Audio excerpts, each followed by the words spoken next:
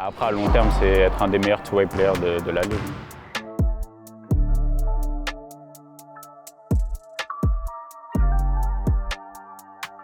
Après, pendant la off-season, quand je suis à Portland, je bosse avec mes coachs de Portland. Et dès que je reviens sur Paris, je bosse avec mon coach Injiv. On bosse 2 fois par jour.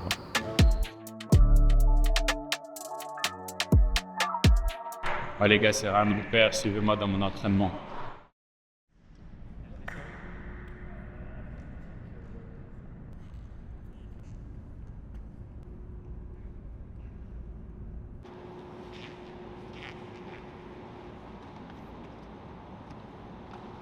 En ce moment, je bosse surtout sur mon tir, stabiliser mon tir et les decision making, enfin, on va dire quand mes attaques de cercle, mes décisions plutôt quand j'attaque le cercle. Et ouais, mes finitions et tout, un peu ça.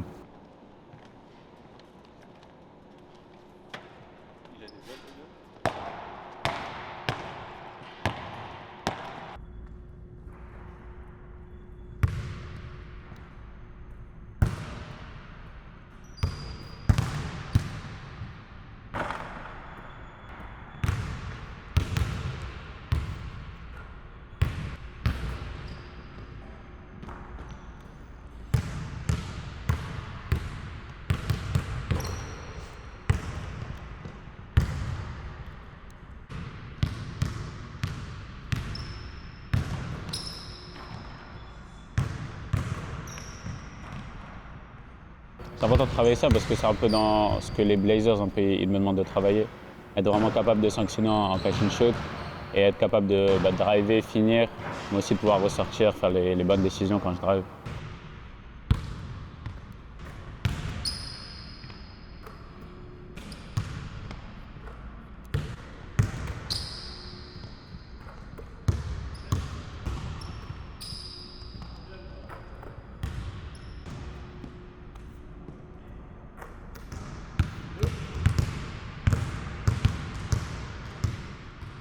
Mon rythme de travail il dépend, que ce soit par exemple pendant la saison ou pendant la off-season, je bosse différemment.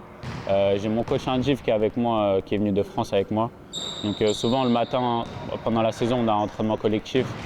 Et du coup, je bosse avec la team. Et après le soir, souvent on est libre. Donc quand je suis à Portland, je reviens le soir, tous les soirs, bosser avec mon coach Injiv de France. Et après pendant la off-season, quand je suis à Portland, je bosse avec mes coachs de Portland. Et dès que je reviens sur Paris, je bosse avec mon coach Injiv. On bosse 2 fois par jour.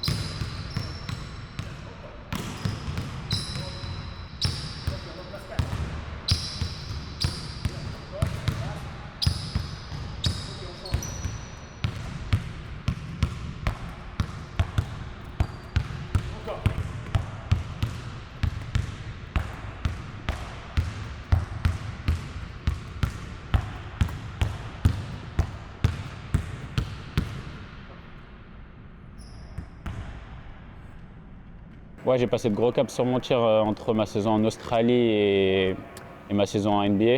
Après, je dirais vraiment que c'était un processus qui s'est fait depuis que je suis à l'INSEP, tu vois. C'était petit à petit, tu vois. Au début, je bossais sur mes appuis, mon écartement, le rythme de mon shoot, être coordonné.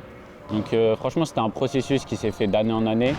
Et cette année, j'ai eu la chance la salle, elle est ouverte 24 heures sur 24, donc j'ai pu mettre beaucoup plus de répétitions que, même si avant je mettais beaucoup de répétitions, mais là j'ai vraiment pu en mettre encore plus. Ce qui fait que vraiment j'ai pu passer de gros caps sur mon tir entre l'année dernière et cette saison. J'étais pas loin des 40% en J-League en NBA.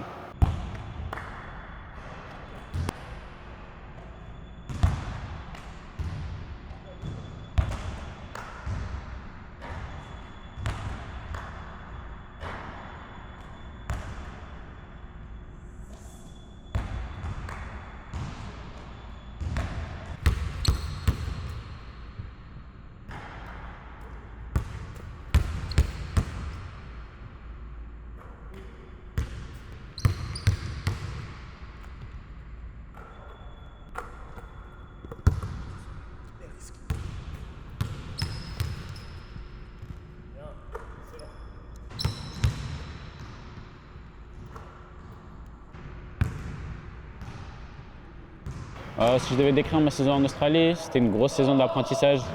J'ai une blessure. Là-bas, la saison elle est courte. J'avais une blessure au poignet qui a un peu coupé mon milieu de saison. Donc je fais un bon début de saison. Après je me blesse, donc j'ai pu beaucoup progresser physiquement. Après je reviens et j'ai eu des hauts et des bas jusqu'à la fin de saison. En plus je suis tombé dans une grosse équipe où on allait jusqu'en finale. Donc pour un jeune joueur de 18 ans comme moi, tu vois, partir à l'autre bout du monde, devoir parler anglais tous les jours. Alors quand je suis sorti de l'INSEP, je ne parlais pas un mot anglais. Donc non, franchement, c'était vraiment j'ai beaucoup appris sur le terrain et en dehors.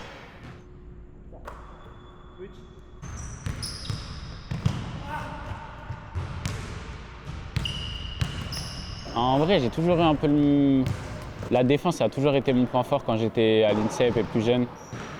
Surtout quand j'étais plus petit, j'étais vraiment fin, tu vois. Donc j'ai toujours eu juste des longs bras, tu vois. Donc j'ai essayé de mettre toujours de l'énergie en défense. Et ouais, après, j'ai toujours été un gars qui était attiré vers le panier, qui a toujours eu un bon sens du jeu, avec un bon QI basket. Et voilà, après, quand j'étais à l'INSEP, j'étais plus un peu un combo guard, on va dire. Là, en NBA, pour l'instant, je suis plus en 3-2, on va dire, plus 2NG, mais capable aussi de jouer un peu avec la balle. Donc, ouais, je dirais, mais bon, la défense, ça a toujours été mon point fort quand même.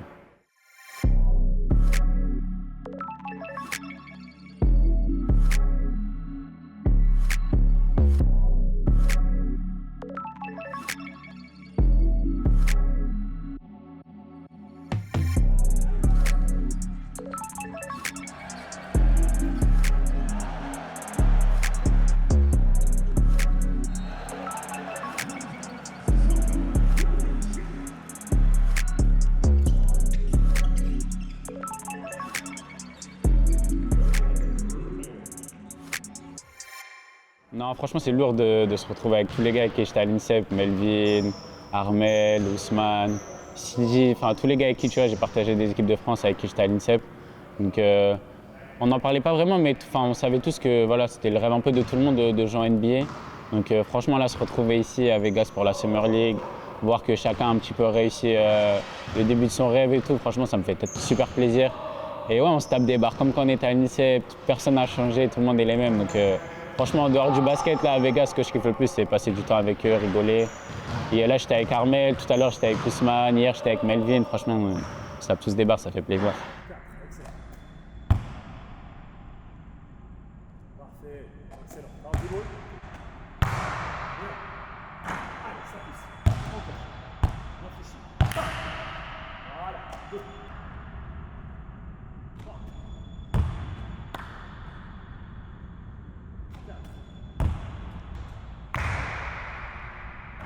Ah, ma Summer League de l'année dernière et cette année, ça n'a rien à voir. L'année dernière, c'était un peu, pas un choc, mais voilà, le rythme, il était tellement, ça allait beaucoup plus vite, c'était beaucoup plus athlétique. Donc c'est vrai que l'année dernière, j'avais du mal un petit peu sur ma première Summer League. Juste le rythme du jeu, tu vois, m'y adapter. Cette année, j'ai un peu plus de recul, j'ai une saison, j'ai un peu plus d'expérience sur le rythme du jeu, etc. Donc je dirais que ouais, je suis plus à l'aise cette année quand même.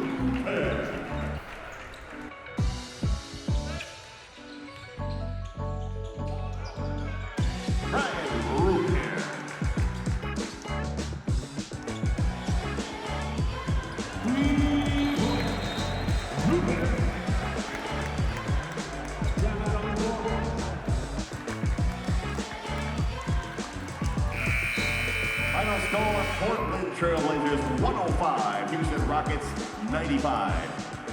A reminder, tomorrow's championship game tips off at 5 p.m. between the Miami Heat. Ma saison, donc les 4 premiers mois, on va dire, les 3 premiers mois, j'étais beaucoup entre la NBA et la G-League. Donc ouais, c'était beaucoup d'allers-retours. Des fois, je pouvais faire genre 8 matchs en 8 jours. J'enchaînais G-League, NBA, vu que les deux équipes elles sont au même endroit. Donc, mais c'était bien pour moi, pour continuer à me développer, continuer à prendre confiance en mon jeu. Et tout ce que je travaillais, pouvoir le mettre sur le terrain, parce qu'en G-League, j'avais beaucoup de temps de jeu. Et après, j'ai eu la chance sur la deuxième partie de saison d'être plus avec la NBA. J'ai eu de plus en plus de minutes. J'ai quelques bonnes performances aussi. Donc, non, dans l'ensemble, c'était une bonne saison d'apprentissage.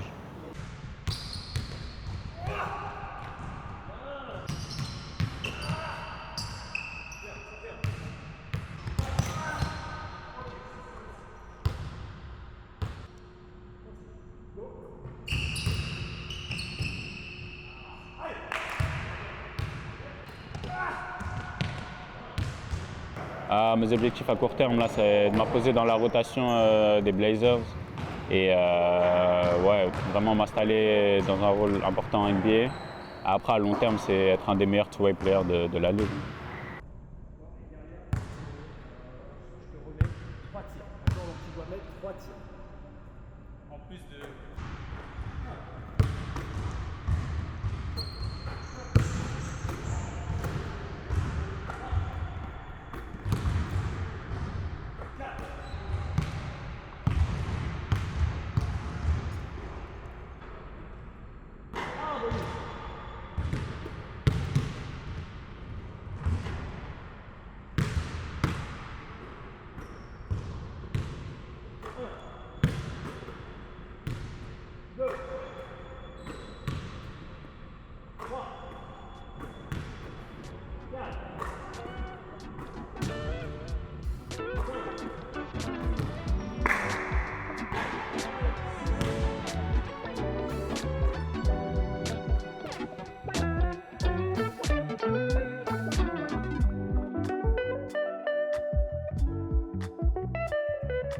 Ouais, c'était Ryan Rupert. Abonnez-vous, likez et partagez.